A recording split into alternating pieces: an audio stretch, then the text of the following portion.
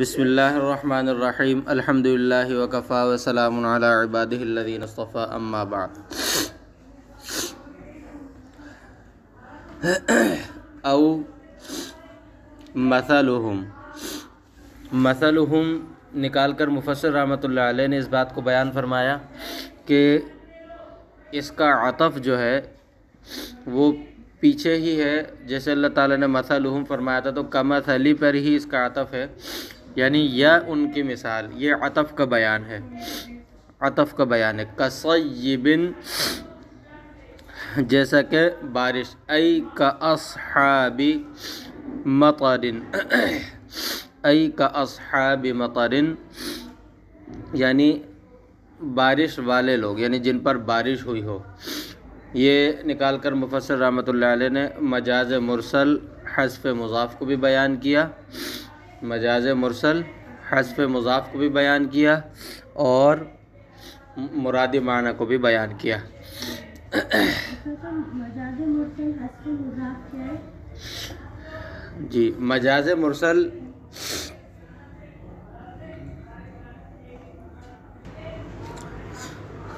وَأَصْلُهُ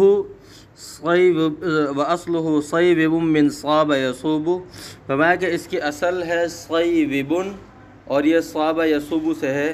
یہاں یہ مفسر رحمۃ اللہ علیہ نے تحقیق صرفی کو بیان فرمایا۔ ینزل یہ کصیبن کے لغوی معنی بیان فرمائے، کصیبن کے لغوی معنی بیان فرمائے۔ ینزل کہ نازل ہوتی ہے، من السماء آسمان سے، السحابی، السحابی نکال کر مفسر رحمۃ یعنی السمائی کی تفسیر السحابی سے کر کر مفسر رحمۃ اللہ علیہ نے یہ بیان کیا کہ سما سے مراد سماع عرفی یعنی بادل ہیں، سما سے مراد سماع عرفی یعنی بادل ہیں۔ بادل سے برستی بارش بادلوں سے برستی ہے نا، لیکن ہم کیا کہتے ہیں کہ آسمان سے بارش برس رہی ہے، تو وہاں سما سے مراد سماع عرفی یعنی بادل مراد ہے۔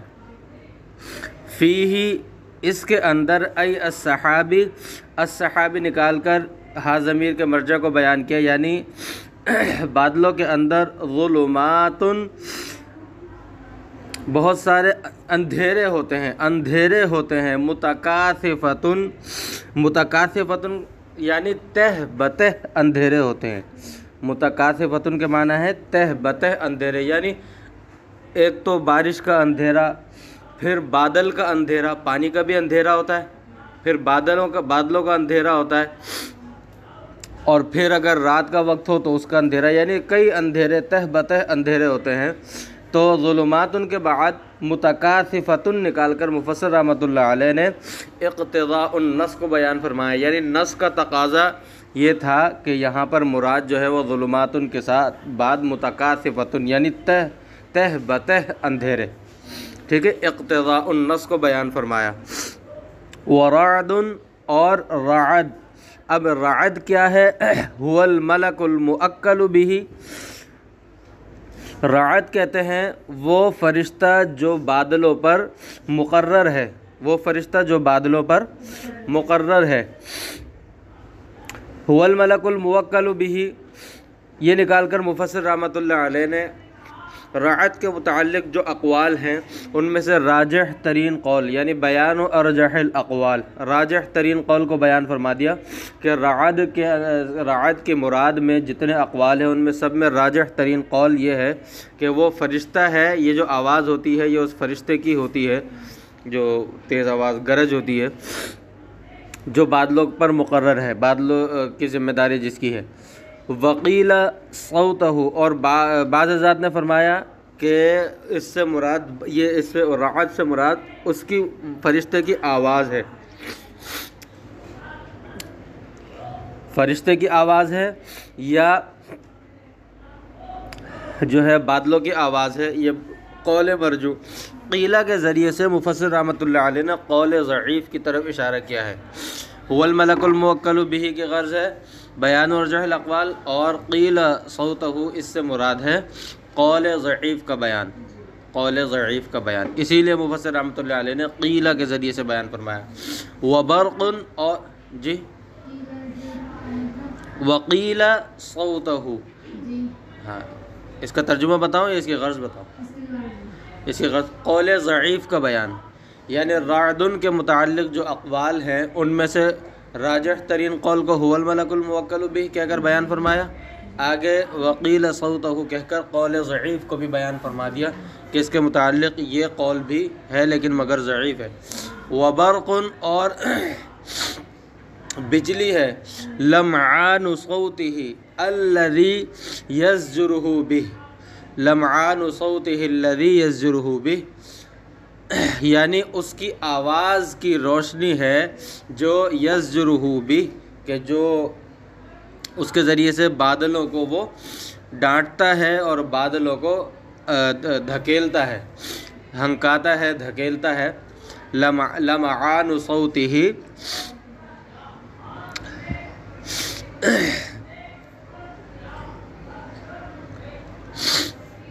لمعان صوتہ الذی یزجر بہ، یہ نکال کر مفسر رحمۃ اللہ علیہ نے برقن کے متعلق بھی بعض حضرات فرماتے ہیں کہ یہ فرشتے کی آواز ہے، اس کی چمک ہے یہ۔ بعض حضرات فرماتے ہیں کہ وہ فرشتہ کوڑا مارتا ہے بادلوں کو تو اس کی آواز ہے۔ بعض محققین کا قول یہ ہے، سائنسدانوں کا بھی یہ قول ہے کہ یہ بادل آپس میں ایک دوسرے سے رگڑ کھاتے ہیں تو اس کی جو روشنی ہوتی ہے۔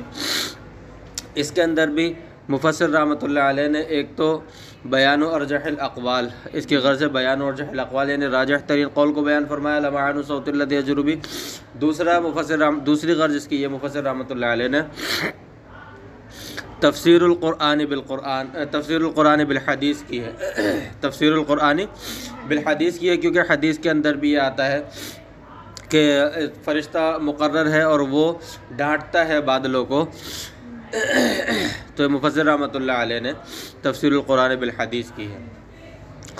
یجعلون، تو یہ لوگ کرتے ہیں، کیا کرتے ہیں؟ ای کون لوگ؟ ای اصحاب الصیب، یعنی جو بارش والے ہیں جن پر بارش برس رہی ہوتی ہے، یہ لوگ کیا کرتے ہیں؟ یہ مرجع ضمیر کے مرجع کو بیان فرمایا، یجعلون کے اندر جو ضمیر ہے اس کا مرجع کیا ہے وہ اس کو بیان فرمایا مفسر رحمۃ اللہ علیہ اصحاب الصیب نکال کر۔ اصابعہم، اپنی انگلیاں، ای اناملہم، اب اصابعہم اس سے مراد کیا ہے؟ نہیں، اصابعہم کسے کہتے ہیں؟ انگلی۔ اب پوری انگلی تو کان کے اندر نہیں گھسیڑیں گے نا، ہاں، تو اس سے ظاہر یہ پتہ چل رہا ہے، لیکن مراد یہاں پر یعنی کل بول کر جز مراد لیا جائے یہ بھی مجاز مرسل ہوتا ہے، جز بول کر کل مراد لیا جائے یہ بھی مجاز مرسل ہوتا ہے۔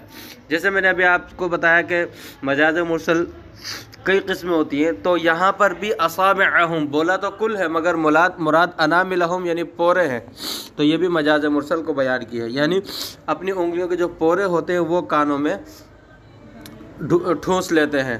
فی آذانہم، اپنے کانوں میں ٹھونس لیتے ہیں، من اجلی نکال کر علت کو بیان فرمایا، اجلی نکال کر علت کو بیان فرمایا کہ انگلیاں کیوں اپنے کانوں میں ڈالتے ہیں؟ الصواعق، آواز کی شدت سے، شدت صوت الرعد، رعد کی یعنی وہ جو فرشتہ ہوتا ہے اس کی آواز کی جو شدت ہوتی ہے اس کی وجہ سے، شدت صوت الرعد نکال کر الصواعق اس کے مرادی معنی بیان فرمائے۔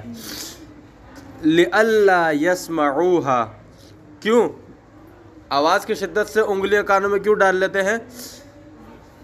اس کے علت بیان فرماتے تاکہ یہ اس آواز کو نہ سنے، اس آواز کو نہ سنے۔ حذر خوف نکال کر حذر کے لغوی معنی بیان فرمائے، الموت یعنی حذر الموت، موت کے خوف سے، یعنی ایسی آواز ہوتی ہے یہ ان کو اپنے مرنے کا خوف ہو جاتا ہے۔ اب جس چیز سے ڈر لگتا ہے تو بندہ اس کوشش ہوتی ہے نہ اس کو سنے، اگر سننے والی چیز ہے تو سنے نہیں، دیکھنے والی چیز ہے تو اس کو دیکھے نہیں۔ من سماعها نکال کر یعنی اس کے سننے سے ان کو موت کا خوف ہوتا ہے، یہ نکال کر الموتی اس کے متعلق کو بیان فرمایا۔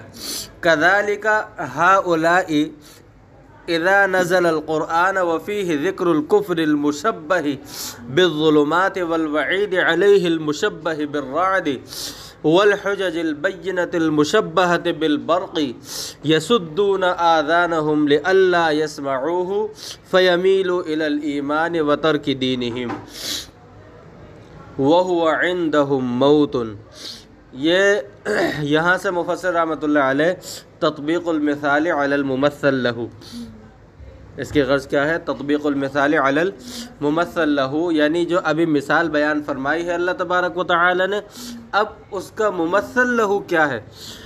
فرماتے ہیں اسی طرح یہ لوگ بھی جب قرآن کریم نازل ہوتا ہے اور اس کے اندر کفر کا ذکر ہوتا ہے جو کہ ظلمات کے یعنی اندھیریوں کے مشابہ ہے، اور وعید کا ذکر ہوتا ہے یعنی اس کفر پر جو وعید بیان کی گئی ہے اس کا ذکر ہوتا ہے جو کہ رعد کے مشابہ ہے، ظاہر سی بات ہے سنی جانے والی چیز ہے، اور وعید، اور یہ وعید ایسی چیز ہے جب اس سے پتہ چلتا ہے کہ اس کفر پر کیا کیا سزائیں ملیں گی تو اس سے خوف ہوتا ہے، اور خوف والی چیز کو بندہ سننا نہیں چاہتا۔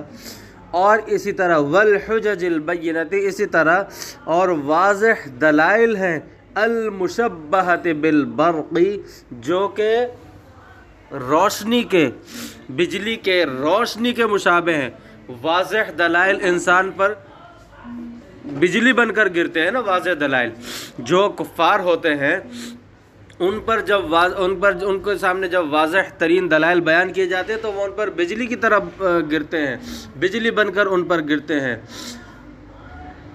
اس لیے وہ اپنے کانوں کو بند کر لیتے ہیں تاکہ وہ اس کو نہ سنیں، قرآن کریم کو نہ سنیں، کیونکہ اگر قرآن کریم کو سنیں گے تو پھر وہ قرآن کریم کی طرف مائل ہو جائیں گے، یعنی ایمان کی طرف مائل ہو جائیں گے اور اپنے دین کو چھوڑ دیں گے، یعنی ان کا میلان ایمان کی طرف ان کا میلان ہو جائے گا اور اپنے دین کو چھوڑنے کی طرف ان کا میلان ہو جائے گا، اور جب ایسا ہوگا وَهُوَ عِنْدَهُمْ مَوْتٌ، اور یہ ان کے نزدیک کیا ہے؟ موت ہے۔ حَذَرَ الْمَوْتِ جو آیت کے اندر فرمایا تھا تو یہ ان کے نزدیک موت ہے، اپنے دین کو چھوڑ کر ایمان قبول کر لینا۔ وَاللَّهُ مُحِيطٌ بِالْكَافِرِينَ، جی واللہ محیط بالکافرین، اللہ تبارک و تعالی تمام کفار کا احاطہ کرنے والے ہیں، علماً و قدرتاً، علماً و قدرتاً نکال کر مفسر رحمۃ اللہ علیہ نے تعویل احاطہ کی ہے، تعویل احاطہ کی ہے، یعنی اللہ تبارک و تعالی کیسے احاطہ کریں گے؟ بطور علم اور بطور قدرت کے اللہ تبارک و تعالی کفار کا احاطہ کر لیں گے۔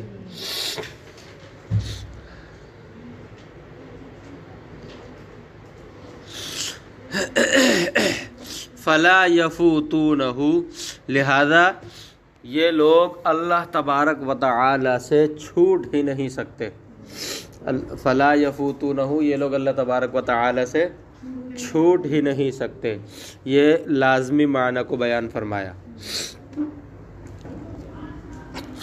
یہ آیت جو بیان فرمائی، اس آیت سے کیا پتہ چل رہا ہے کہ ان کی سماعت اور بصارت ابھی اللہ تبارک و تعالی نے لی نہیں ہے، یعنی ان کی سماعت اور بصارت جو ہے وہ موجود ہے، یہی پتہ چل رہا ہے نا، جب بھی اس کے خوف سے جو ہے یہ لوگ انگلیاں اپنے کانوں میں ڈال لیتے ہیں، جبکہ پیچھے بیان کیا کہ صم بکم عمی، کہ یہ اندھے ہیں، بہرے ہیں، گونگے ہیں، تو پیچھے تو یہ بیان کیا، اور یہاں پر پتہ چل رہا ہے کہ ابھی ان کی سماعت اور بصارت نہیں لی گئی ہے، تو اس کا اب کیا مطلب ہوا؟ یہ تو اشتباہ ہو رہا ہے ایک طرح سے، تو اس کا جواب یہ ہے کہ پیچھے جو صم بکم عمی فرمایا اس سے مراد باطنی ہے، اس سے مراد باطنی سماعت و بصارت ہے، اور یہاں پر مراد ظاہری ہے، تو باطنی سماعت و بصارت ان کی جا چکی تھی،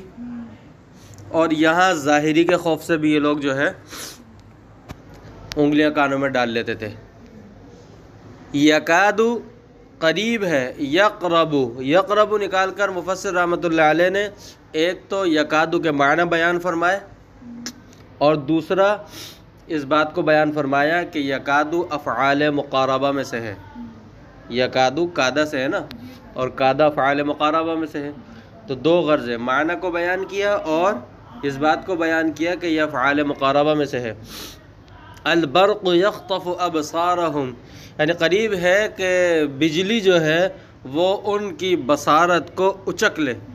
یأخذھا بسرعۃ، یأخذھا بسرعۃ یعنی جلدی میں لے لے، یہ مرادی معنی بیان فرمائے، اور اچکنا بھی اسی کو کہا جاتا ہے، اچکنا اسی کو کہتے ہیں نا، جلدی سے لے لے۔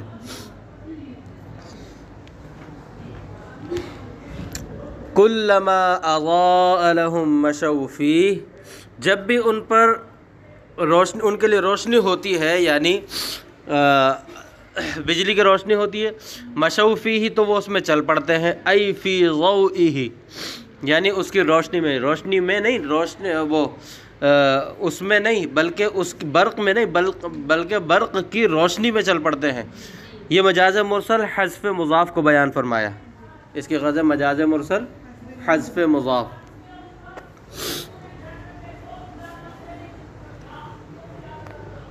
وَإِذَا أَظْلَمَ عَلَيْهِمْ قَامُوا، اور جب وہ ان پر اندھیرا آ جائے تو کھڑے ہو جاتے ہیں۔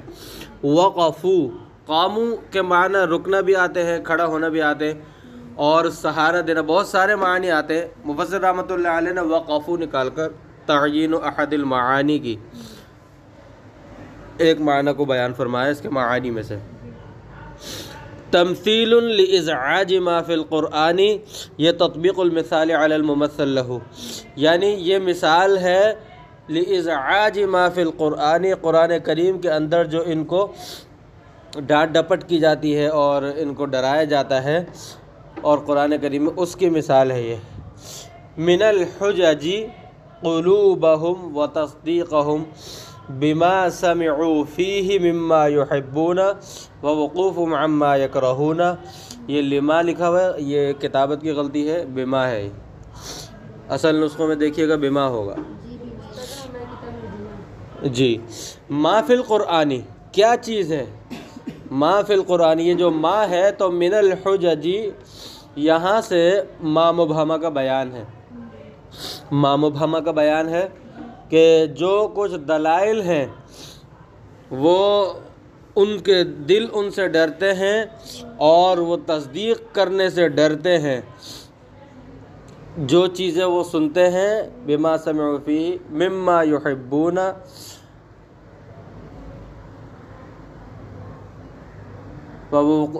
جو چیزیں ان کی پسندیدہ ہوتی ہیں ان کی تصدیق کرتے ہیں، اور جو چیزیں ان کو ناپسند ہوتی ہیں، جو باتیں قرآن کریم میں ان کو ناپسند ہوتی ہیں، ان باتوں سے رک جاتے ہیں، یعنی ان کی تصدیق نہیں کرتے، یعنی اپنی پسندیدہ باتوں کی تصدیق کر دیتے ہیں اور اپنی ناپسند باتوں کی کو چھوڑ دیتے ہیں۔ وَلَوْ شَاءَ اللَّهُ لَذَهَبَ بِسَمْعِهِمْ، اور اگر اللہ تبارک و تعالیٰ چاہے تو اللہ تعالیٰ ان کی قوت سماعت لے جائے، بِمَعْنَى أَسْمَاعِهِمْ، ان کے سننا کو لے جائے، بِمَعْنَى أَسْمَاعِهِمْ، یہاں پر نکالا مفسر رحمۃ اللہ علیہ نے نکال کر بیان فرمایا کہ مفرد مجاز مرسل کو بیان فرمایا، اور یہ کہ مفرد بمعنی جمع ہے، مفرد کہہ کر جمع مراد لیا ہے۔ وَأَبْصَارِهِمْ، اور ان کی بصارت کو، الظاہرتی كَمَا ذَهَبَ بِالْبَاطِنَةِ، ان کی ظاہری بصارت کو بھی لے جاتے ہیں جیسا کہ ان کی باطنی بصارت لے گئے۔ یہ جو ابھی میں نے آپ کو اوپر سوال اور جواب بتایا، اس کا جواب بتایا تھا، وہ جواب یہ ہے، اس کا جواب یہ ہے وَأَبْصَارِهِمْ کے بعد، ٹھیک ہے، الظاہرتی یعنی ظاہری بصارت بھی لے جاتے ہیں، کما ذہب جیسا کہ باطنی بصارت صم بکم عمیون سے گئی تھی۔ ان اللہ علی کل شیء شاءہ، اللہ تبارک و تعالی ہر چیز پر شاءہ، شاءہ نکال کر مفسر رحمۃ اللہ علیہ نے اس بات کو بیان فرمایا کہ ایک تو یہ کہ یہ اسم ہے، اور دوسرا یہ بیان فرمایا کہ یہ بنا علی المصدر ہے، یہ بنا علی المصدر ہے. شاءہ مصدر ہے نا، شیئن مصدر ہے، شاءہ. قدیر، اللہ تبارک و تعالی ہر چیز پر قادر ہیں. وَمِنْهُ اِذْهَابُ مَا ذُكِرَ، اور انہی میں سے، یعنی اللہ تبارک و تعالی جب ہر چیز پر قادر ہے، انہی میں سے ان چیزوں کا لے جانا ہے جو ابھی بیان ہوئی. بِسَمْعِهِمْ وَأَبْصَارِهِمْ، جو بیان ہوئی انہی چیزوں کا لے جانا ان میں سے. یہ ہے ما قبل سے ربط کو بیان فرمایا، ما قبل سے، جی، یعنی ما قبل میں جو آیت گزری ہے اس سے اس کا ربط بیان فرمایا. یہ مفسر یعنی ربط کو بعد میں بیان فرمایا، ما قبل سے ربط کا بیان.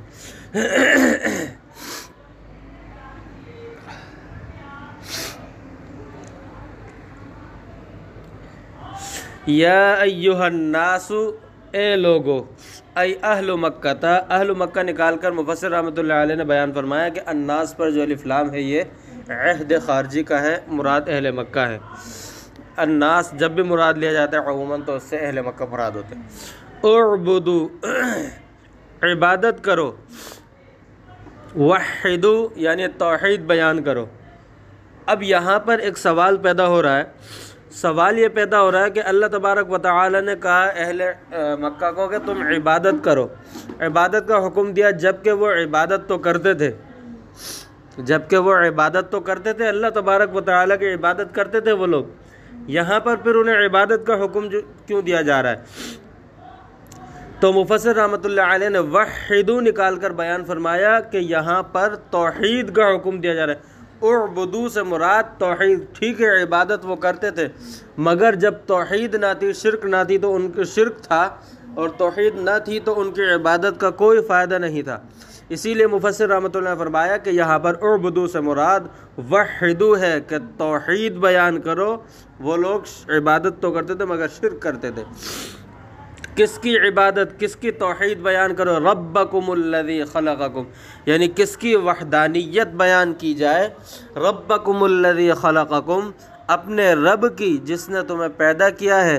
انشأکم، خلقکم، خلق کے بہت سارے معانی آتے ہیں جس کے اندر سے ایک انشاء کے معنی اور دوسرا معنی اعادہ کے ہوتے ہیں، جو کہ آپ نے شرح عقائد کے اندر پچھلے سال پڑھے ہیں نا. تو یہ دو معنی، تو یہ دو معنی بھی آتے. اور تو مفسر رحمۃ اللہ علیہ نے انشأکم نکال کر تعیین احد المعانی کی ہے. ولم تکونوا شیئا، اور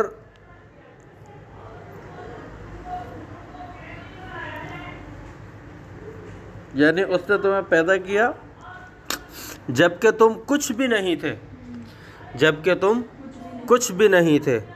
یہ مفسر رحمۃ اللہ علیہ نے تفسیر القرآن بالقرآن کی ہے، تفسیر القرآن بالقرآن کی ہے. جیسا کہ سورۃ الدہر کے شروع میں فرمایا هل اتى على الانسان حین من الدہر لم یکن شیئا مذکورا. لم یکن شیئا مذکورا، یہ ولم تکونوا شیئا اسی کی تفسیر القرآن بالقرآن. وخلق، اور خلق اور پیدا کیا، یہ عطف کو بیان فرمایا. الذین من قبلکم لعلکم تتقون، اور تم ان لوگوں کو جو تم سے پہلے گزرے ہیں تاکہ تم لوگ ڈرو، تقوی اختیار کرو، ڈرو. بعبادتہ نکال کر کس چیز سے، یعنی کیسے ڈرو، یہ متعلق کو بیان فرمایا تتقون کے، اور اس کی صورت کو، تقوی کی صورت کو بیان فرمایا، تقوی کی صورت کو بیان فرمایا. عقابہ نکال کر کس سے ڈرے، کس چیز سے ڈرے؟ اللہ تبارک و تعالی کی پکڑ سے ڈرے، سزا سے ڈرے. یہ مفعول بہ کو بیان فرمایا.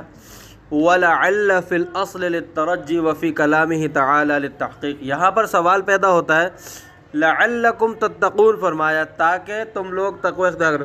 تو لعل یہ تو ترجی کے لیے، امید کے لیے آتا ہے، شک کے لیے آتا ہے. لعل تو شک کے لیے آتا ہے، جبکہ اللہ تبارک و تعالی کے کلام میں تو کوئی شک نہیں ہے.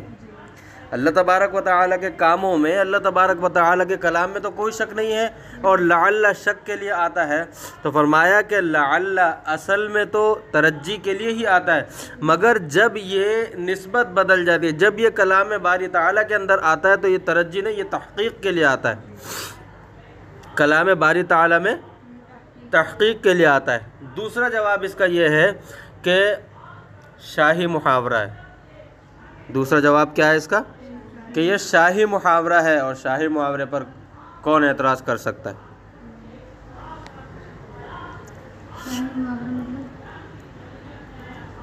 شاہی محاورہ مطلب نہیں پتا؟ اب یہاں پر جو ہم نے پچھلی آیت کے اندر پڑھتے ان اللہ علی کل شیء قدیر، اس کے اندر ایک اعتراض ہوتا ہے اور پھر اس کا جواب۔ اعتراض یہ ہوتا ہے کہ جب یہ فرمایا ان اللہ، اگر اللہ تبارک و تعالی ہر چیز پر قادر ہیں، تو سوال یہ ہوتا ہے کہ کیا اللہ تبارک و تعالی اپنی مثل بنانے پر بھی قادر ہے؟ کیا سوال ہوتا ہے کہ کیا اللہ تبارک و تعالی اپنی مثل بنانے پر بھی قادر ہیں؟ جب ہر چیز پر قادر ہیں تو یہ سوال ذہن میں آتا ہے کہ، اور بعض لوگ کرتے ہیں، یہ اصل میں گمراہ فرقے یہ سوال کرتے ہیں، تو کیا اللہ تبارک و تعالی ہر چیز پر قادر ہونے کی وجہ سے کیا اپنی مثل بنانے پر بھی قادر ہے یا نہیں؟ اگر یہ کہا جائے کہ اللہ تبارک و تعالی اپنی مثل بنانے پر قادر نہیں ہے تو ان اللہ علی کل شیء قدیر، اس پر یہ سمجھ میں نہیں آ رہا کہ پھر یعنی ہر چیز پر قادر کیسے ہوئے، اور اگر مثل بنانے پر قادر ہے تو تعدد لازم آتا ہے۔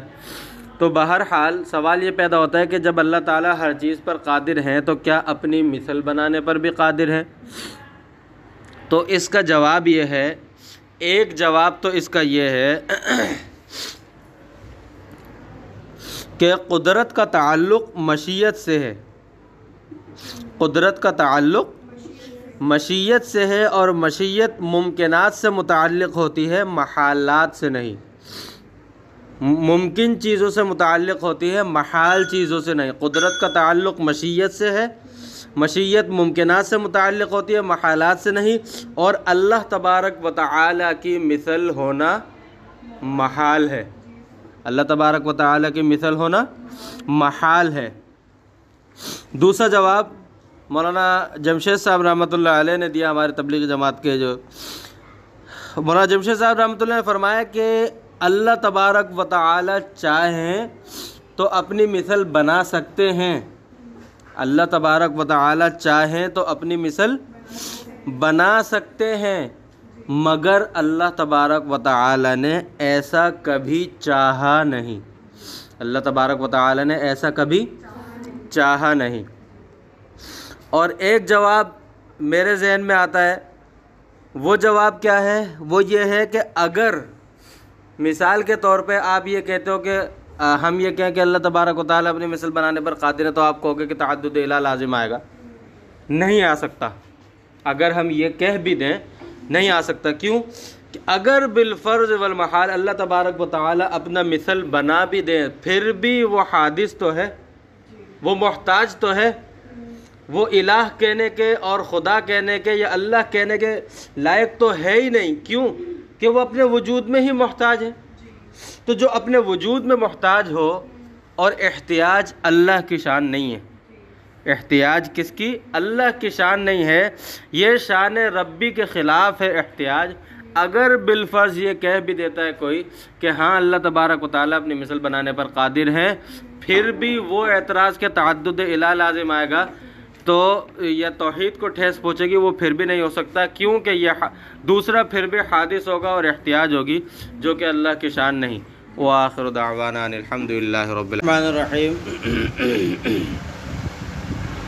الذی جعل، اور وہ کہ جس نے پیدا کیا، خلق، جعل کے کئی سارے معنی آتے ہیں، بنانا بھی آتے ہیں، کرنا بھی آتے ہیں، اور خلقہ کے معنی میں بھی استعمال ہوتا ہے، یہاں پر خلقہ کے معنی میں استعمال ہوا ہے، اس لیے مفسر رحمۃ اللہ علیہ نے خلقہ نکال کر تعیین احد المعانی کی ہے، یعنی ایک معنی کی تعیین کر دی.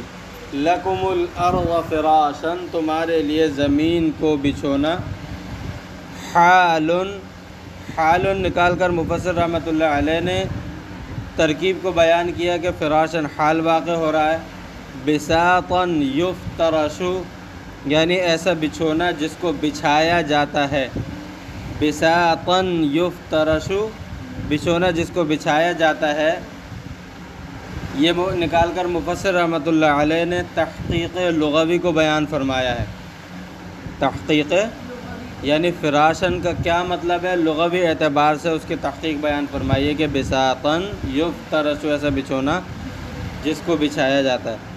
لا غایۃ لہا فی الصلابۃ او اللیونۃ فلا یمکن الاستقرار علیہا. لا غایۃ لہا فی الصلابۃ او اللیونۃ یہ نکال کر مفسر رحمۃ اللہ علیہ ایک تو اس کو زمین کو فراش کہنے کی وجہ تسمیہ بیان فرما رہے ہیں. زمین کو ارض کو فراش کہنے کی وجہ تسمیہ بیان فرما رہے ہیں. فرماتے ہیں کہ اس لیے کہ نہ تو یہ زمین انتہائی درجے کی سخت ہے کہ لیٹا ہی نہ جا سکے جیسے لوہا ہے. انتہائی درجے کا سخت ہوتا ہے, لوہے پر کون لیٹ سکتا ہے. اولیونتی نہ انتہائی درجے کی نرم ہے کہ اس کے اوپر لیٹے تو فوم کی طرح اندر گھس جائے. اس صورت ایسے نرم چیز اتنی نرم چیز اس پر بھی نہیں لیٹا جا سکتا.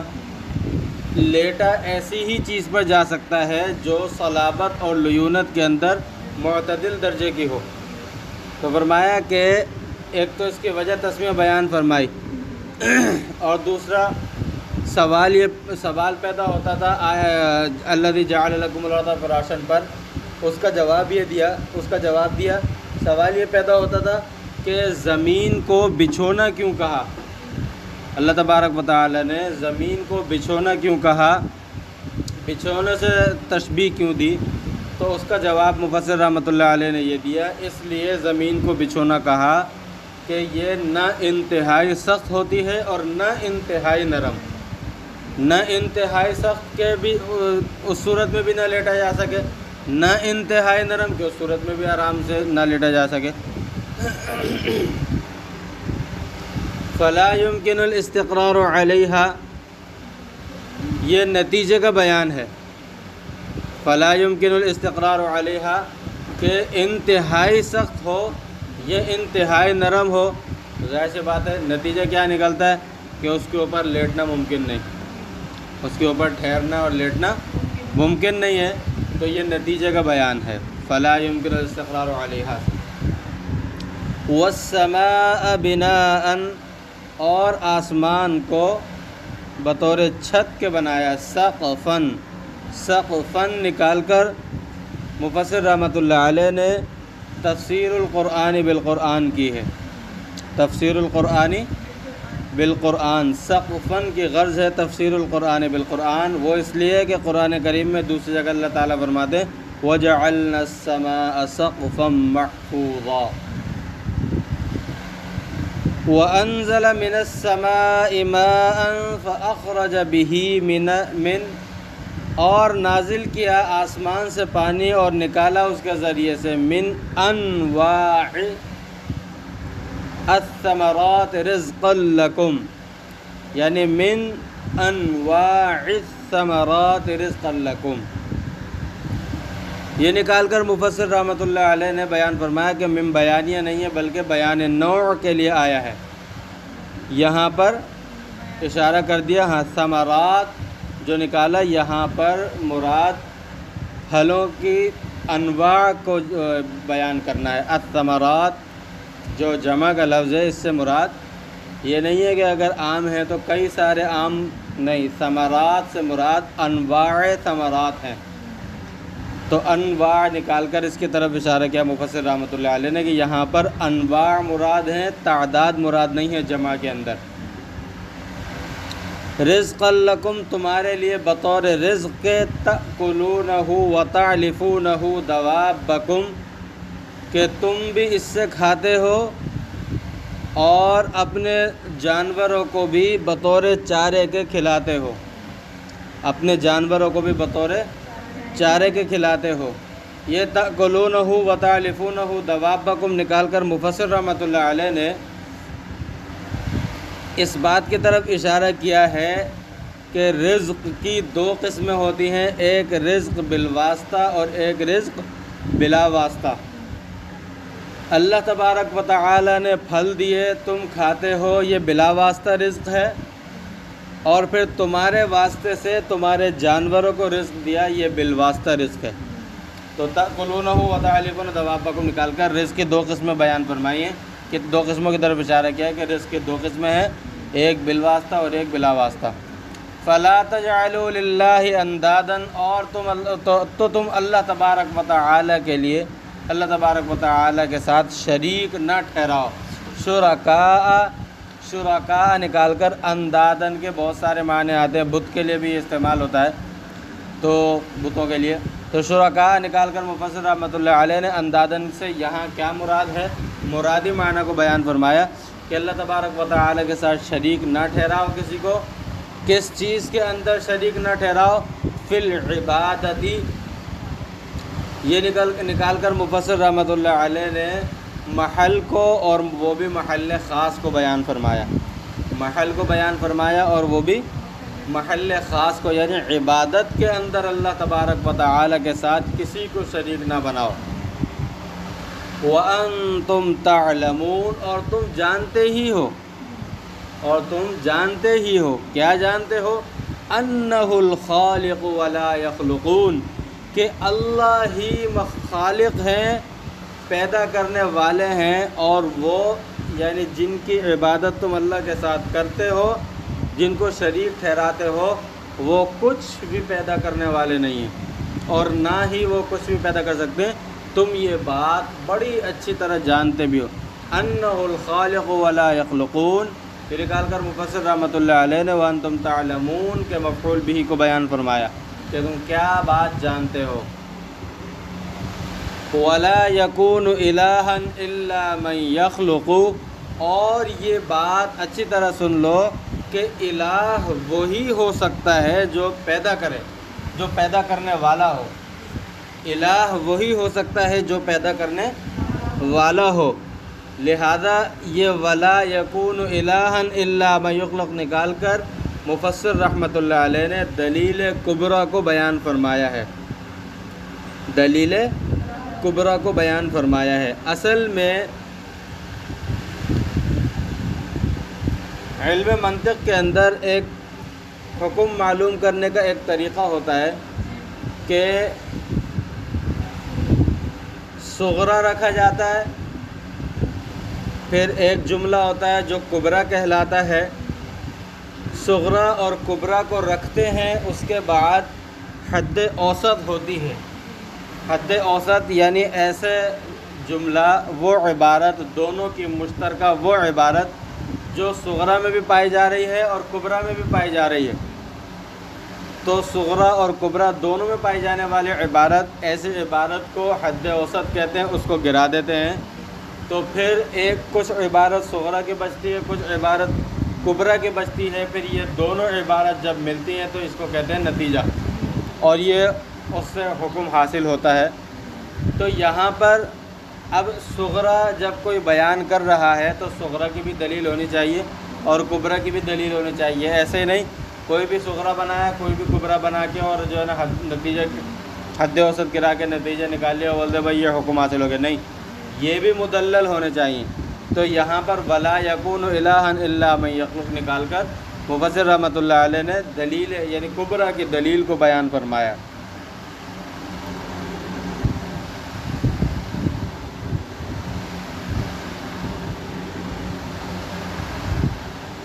وَإِن كُنتُمْ فِي رَيْبٍ، اور اگر تم شک میں ہو، شکن نکال کر ریب کے کئی سارے معانی آتے ہیں، یہاں پر تعین احد المعانی کی ہے، یعنی ایک معنی کی تعین کر دی ہے۔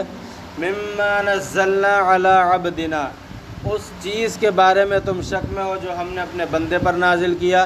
محمد نکال کر جو ہے مفسر رحمۃ اللہ علیہ نے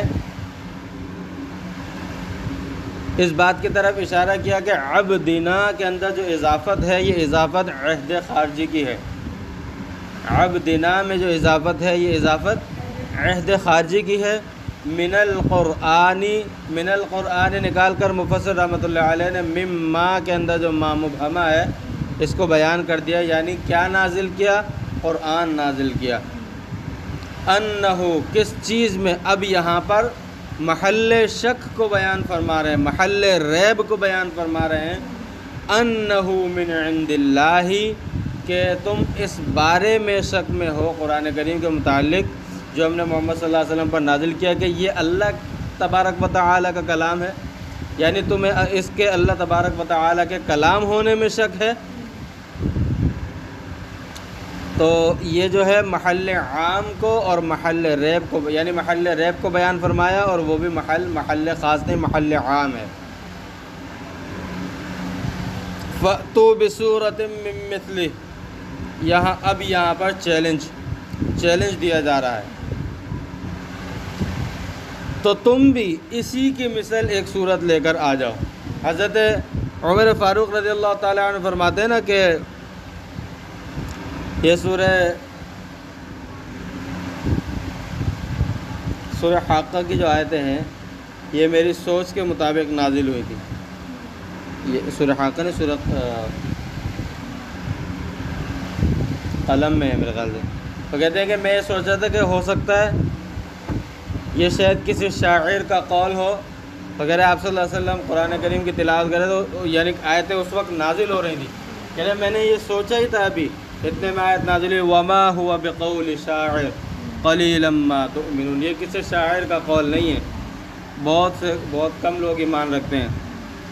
کہتے ہیں پھر میں نے سوچا ہو سکتا ہے پھر یہ کسی کاہن کا قول ہو.